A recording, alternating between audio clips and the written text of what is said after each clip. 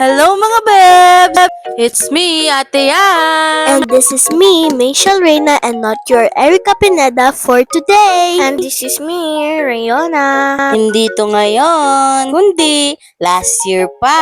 Ang aga-aga nga pala namin nakapunta dyan. May isang oras po kami naghintay dyan kasi sobrang excited May namin. nakita nga po pala kaming kabayo dyan at takot pa nga po si Makmak. Wala nga pala kaming magawa dyan, kaya umikot-ikot na lang kami. Dito nga po pala, pinapasok na kami. Naghahanap pa nga po pala kami ng cottage dyan. Nakapili na nga po pala kami ng cottage. Sa dami-dami ng mga cottage na pagpipilian, ito talagang treehouse yung pinili namin. Ito nga pala yung pinili namin kasi malapit dito yung pool na gusto namin. Diyan na nga lang po pala kami nakakain ng breakfast kasi po hindi na kami nakapag-breakfast sa bahay. Ang sarap nga po pala ng kain namin dyan kasi isda at manok ang ulam namin.